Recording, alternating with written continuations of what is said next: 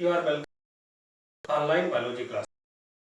Students, पिछले lecture में हमने आपको परागकोश में सूक्ष्म बीजाणुधानियों का विकास और उनमें परागकणों का विकास, डेवलपमेंट ऑफ माइक्रोस्पोर्स और पॉलन ग्रेन एंड माइक्रोस्पोरेंजियम हमने आपको पढ़ाया था। उसमें आपने देखा था किस प्रकार से एक यंग स्टैमेन को जब एंथर को काट करके जब देखते हैं तो उसमें step by step development of pollen grain होता है। अगर आउटलाइन में हम देखें कि पॉलन ग्रेन को, जो पॉलन ग्रेन के डेवलपमेंट के स्टेजेस को आप किस तरह से एक आउटलाइन में दिखा सकते हैं, तो इसको आप ऐसे प्रदर्शित कर सकते हैं। ये माइक्रोस्पोर,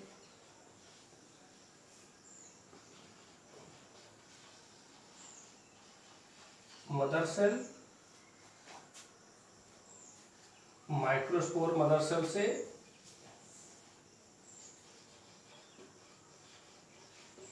माइक्रोस्पोर, फिर माइक्रोस्पोर में से डेवलप हो गए आपके पॉलन ग्रेन।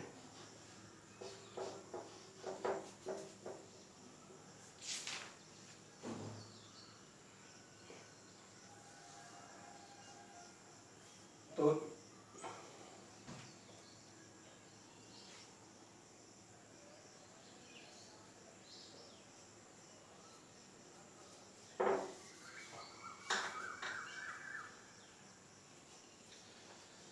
ये जो माइक्रोस्पोर्स होते हैं ये अब ये 2n थी, एमएमसी जो थी ये 2n थी, और इनमें ये जो माइक्रोस्पोर्स बने इनमें यहाँ पर मियोसिस हुई,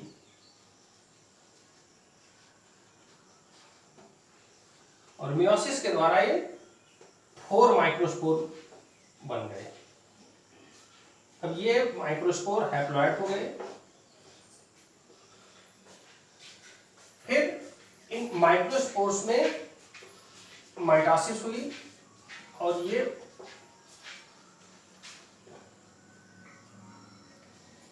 अब यही जो अभी 4 माइक्रोस्पोर बने, अब इसको अगर आप इसकी एक आउटलाइन संरचना देखें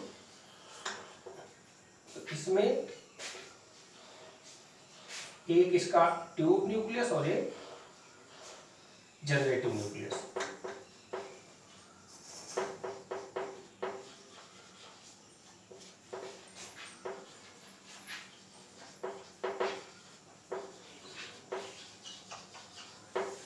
इस तरह से पॉलन ग्रेन विकसित हो जाते हैं। तो आज हम आपको पॉलन ग्रेन या परागकण की संरचना, उनकी बाह्य संरचना और उनमें नर युग्मकोद्भिद का विकास पढ़ाएंगे। तो सबसे पहले हम पॉलन ग्रेन या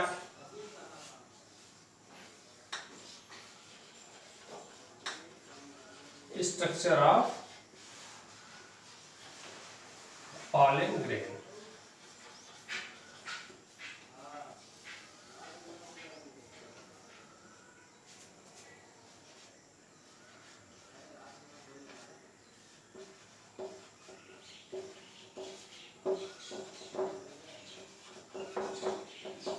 परागकण की संरचना पढ़ाएंगे। आपने पिछले लेक्चर में पढ़ा कि माइक्रोस्पोरेंजियम या सूक्ष्म बीजाणुधानी जब बनती है तो उसमें जो माइक्रोस्पोर मदर सेल से अर्धसूत्री विभाजन के द्वारा जो 4 माइक्रोस्पोर या पॉलन ग्रेन बने, वे चारों पॉलन ग्रेन कुछ अधिकांश पौधों में पॉलन टेट्राड के रूप में व्यवस्थित रहते हैं। ये अगुणित होते हैं, जो बाद में परिपक्व होने पर वो पॉलन टेट्राड से अलग हो जाते हैं।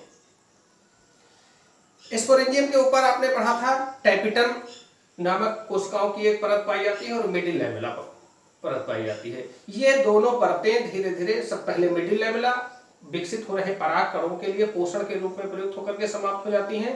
फिर टैपिटम परिपक्व हो रहे या विकसित हो रहे पराग कणों के लिए पोषण के रूप में प्रयुक्त हो जाते हैं। अब केवल उसमें एंडोथीसियम और एपिडर्मिस लेयर बचती है। जो पराग कोष की एंडोथीसियम और एपिडर्मिस लेयर बचती है। कुछ जगहों पर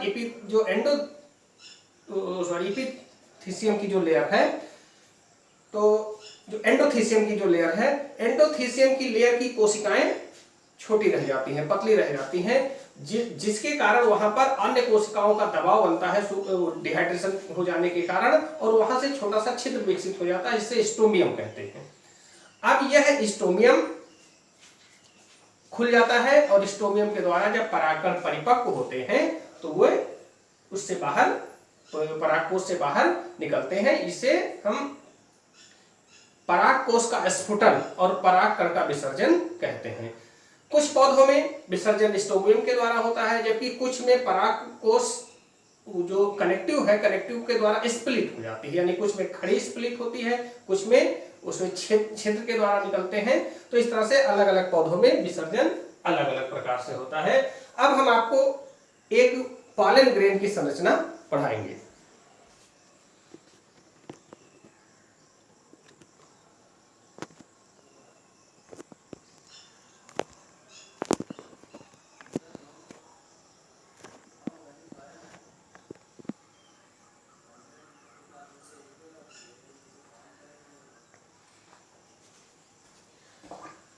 चित्र में आप देख रहे हैं जो एक परागकण जब विकसित हो रहा होता है परागकण, ये देखिए, तो इसमें सबसे बाहर की तरफ ये इसकी परागकण की दीवार होती है, भित्ति होती है। इस भित्ति में दो लेयर होती हैं मुख्यतः। ये बाहर की लेयर जो होती है, आउटर लेयर, इसे एक्साइन कहते हैं। एक्साइन जो होती है ये दांतदार होती है, प्रायः पौधों में सेरेट होती है। दांतदार एक्साइन जो होती है स्पोरुलिन नामक फैटी पदार्थ से, पॉलीफिनॉलिक फैटी पदार्थ से बनी होती है। यह सूखा, अन्य केमिकल्स, इन पदार्थों के प्रति प्रतिरोधी होती है, जो पॉलन ग्रेन को विपरीत परिस्थितियों में नष्ट होने से बचाती है।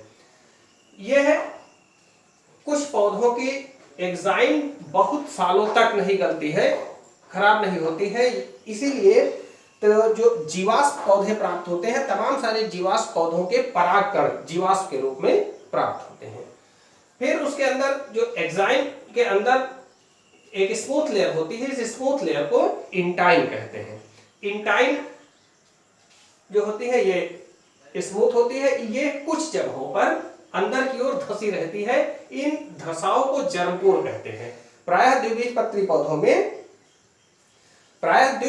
पौधों में 3 जर्मपोर होते हैं और एक बीजपत्री पौधे में 1 जर्मपोर होता है।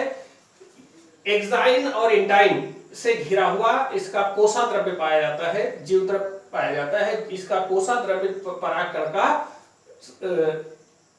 संघनित होता है, जिसमें एक केंद्रक पाया जाता है। यह अवस्था भी परागकोश में ही पाई जाती है। इस परागकोश में जब परागकण का विकास होता है तो इसमें एक केंद्रक होता है, ये आगुणित होता है। परागकण युग्मकोद्भिद प्रवस्था की पहली कोशिका होती है। This is the first cell of gametophytic phase. तो यह परागकण की मुख्य संरचना है। यद्यपि कुछ पौधों में परागकणों का आकार गोल होता है, जैसा इसमें आपको दिखाया गया है। कुछ पौधों में परागकण अंडाकार हो सकते हैं, कुछ पौधों में अन्य आकारों के भी हो सकते हैं, परंतु यहाँ एक प्रारूपिक परागकण की संरचना आपको दिखाई गई है। फिर थोड़ा और विकसित होता है तो इसमें ये जो केंद्रक होता है, इसका केंद्रक अब समसूत्रण द्वारा या माइटोटिक डिवीजन द्वारा एक बार विभाजित हो जाता है, जिसके कारण इसमें 2 केंद्रक बन जाते हैं। 2 केंद्रक जब बनते हैं तो इसमें एक केंद्रक बड़ा होता है, जिसे वेजिटेटिव या ट्यूब न्यूक्लियस कहते हैं, जिसे वर्धी केंद्रक या ट्यूब केंद्रक कहेंगे।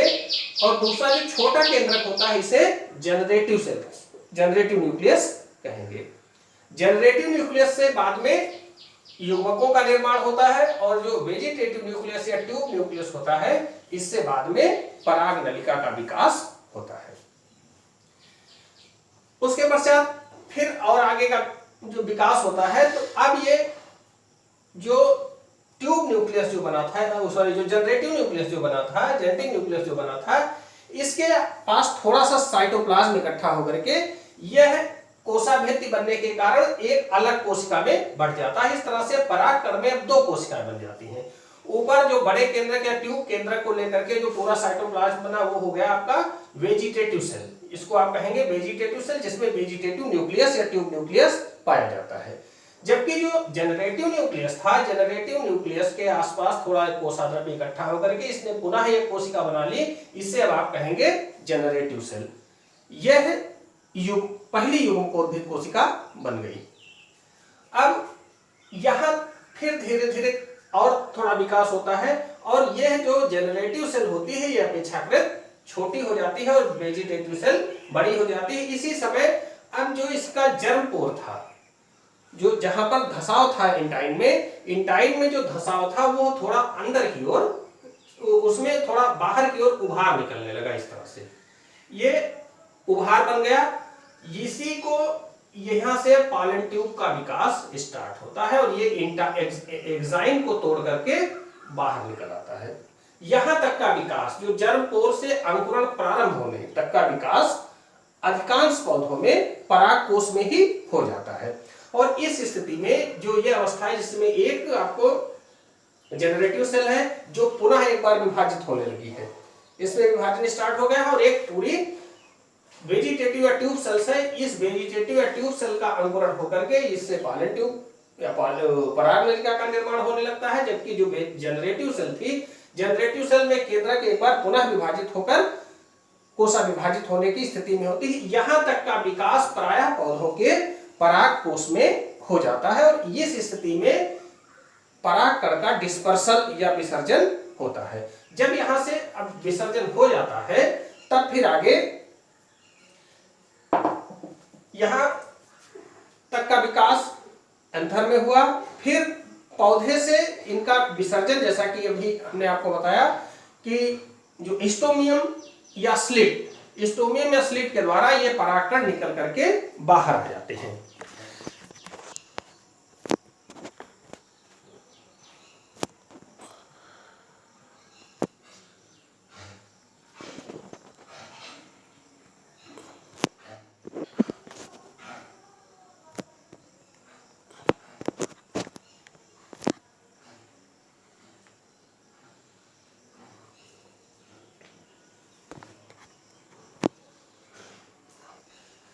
फिर वहां से एंथर से ये विभिन्न विधियों के द्वारा स्त्री केसर के वर्तिकाग्र पर, स्टिग्मा पर पड़ते हैं, और तब फिर इनमें आगे का विकास प्रारंभ होता है। इस घटना को आप कहेंगे पराग कणों का अंकुरण।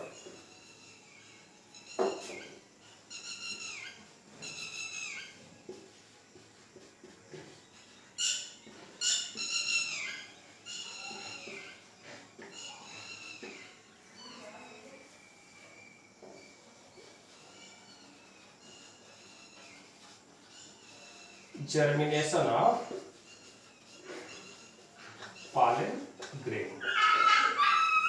अब ये पॉलिनेशन के द्वारा ये परागकण जो थे ये पहुंच जाएंगे वर्तिकाग्र पर, और जब पौधे की वर्तिकाग्र पर ये पहुंचेंगे तो इन वर्तिकाग्र पर कुछ केमिकल्स और म्यूसिलेज, विशेष प्रकार के केमिकल और म्यूसिलेज स्रावित होते रहते हैं, और यहां पर ये परागकण पहुंचकर अब इनमें पुनः परागकण का अंकुरण प्रारंभ हो जाता है।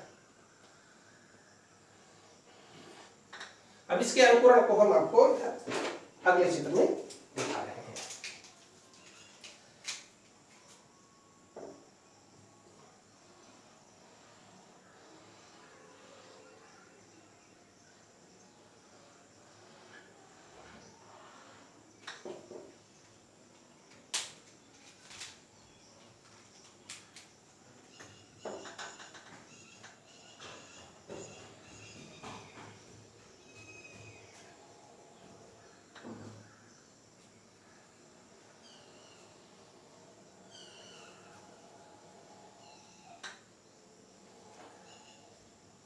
इसी जर्मपोर से जहां से एक्साइन टूटी थी और जो ट्यूब सेल्स थी वो अंकुरित होने लगी थी, वहीं से एक्साइन पूर्णतः टूट जाती है और इसमें ये आगे एक ट्यूब के रूप में या नली के रूप में विकसित होने लगती है। इसमें जो केंद्रक, दो केंद्रक आपने देखे थे, एक वेजिटेटिव सेल था, वो वेजिटेटिव न्यूक्लियस था, और एक जनरेटिव न्यूक्लियस था जो विभाजित होकर दो बन जाते हैं। ये दो न्यूक्लियस बन जाते हैं, ये वेजिटेटिव सेल हो गई, सॉरी जनरेटिव सेल हो गई, और इसमें अब विभाजित होकर के ये दो केंद्रक बना लिए। ये आपका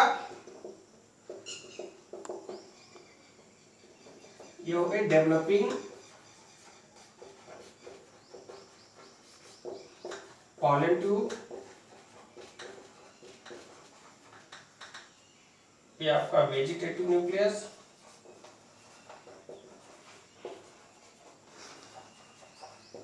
ये जनरेटिव न्यूक्लियस, और ये डिवाइड होकर दो हो गए।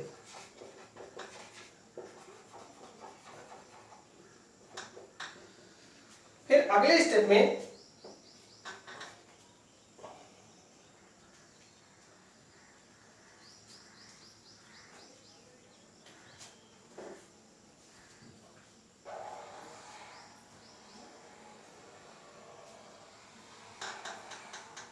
पॉलन ट्यूब और लंबी होती चली जाती है, और यह पॉलन ट्यूब स्त्री केसर के वर्तिका नली में बढ़ती हुई चली जाती है।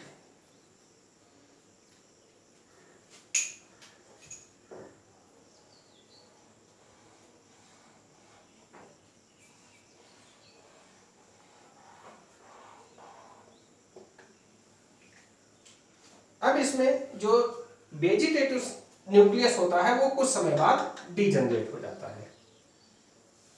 वेजिटेटिव न्यूक्लियस कुछ समय बाद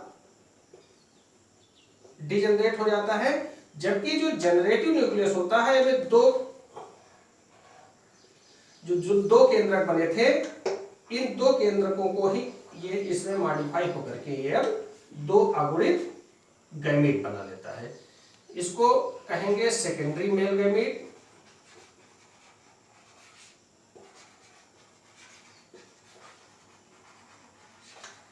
और एक प्राइमरी मेल गैमीट।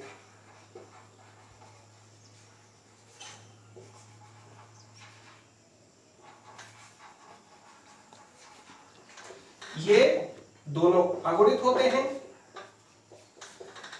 तो आपने देखा कि जब परागकण यहां इस स्थिति में परागकोश से जब विसर्जित हुआ, परागकोश जब विसर्जित हुआ, फिर ये वर्तिकाग्र पर पहुंचा, वर्तिकाग्र पर इसका अंकुरण प्रारंभ हुआ। अंकुरण के लिए से कुछ विशेष केमिकल्स की जरूरत होती है जो वर्तिकाग्र पर स्रावित होते हैं।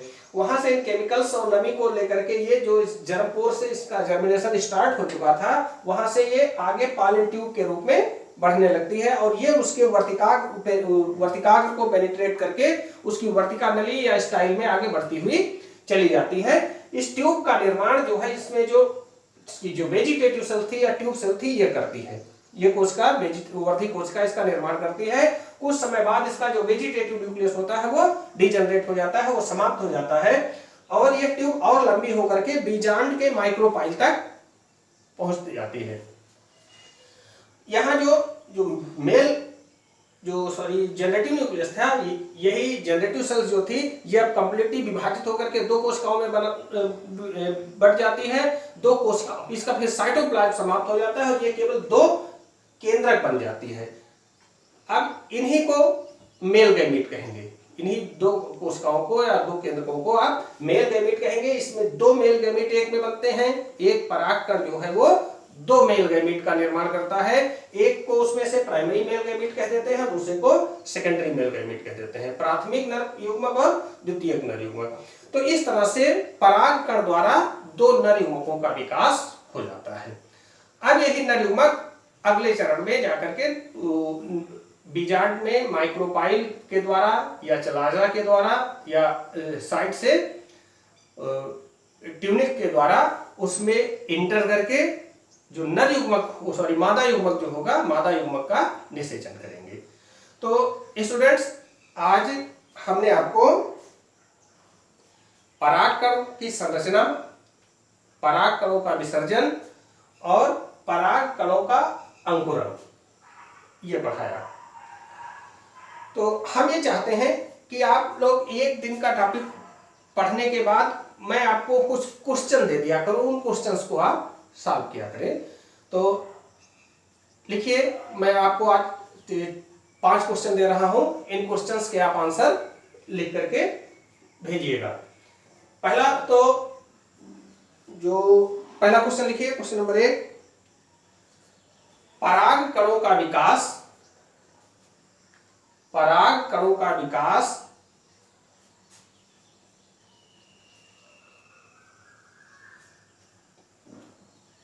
किस जननांग में होता है। क्वेश्चन नंबर 2, पौधों में नर युग्मकोद्भिद की प्रथम कोशिका कौन सी होती है।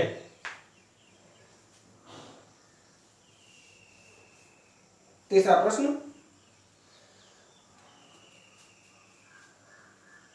परागकण के अंकुरण के समय पराग नलिका का विकास किस कोशिका से होता है। अगला प्रश्न, एंजियोस्पर्मिक प्लांट्स में एक परागकण में कितने नर युग्मक बनते हैं।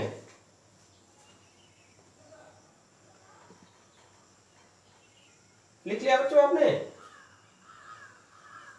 अगला प्रश्न, अंतिम प्रश्न, परागकण की आउटर वॉल या एक्साइन किस पदार्थ की बनी होती है। इन क्वेश्चंस का आंसर आप लोग लिख करके रखिएगा, अगले लेक्चर में बताइएगा या आप कमेंट करिएगा। तो आज हम यहीं पर समाप्त कर रहे हैं। अब अगले दिन हम आपको मादा युग्मक का विकास, मादा जननांग में मादा युग्मक का विकास पढ़ाएंगे। बच्चों आपका दिन शुभ हो। Have a nice day. Good morning.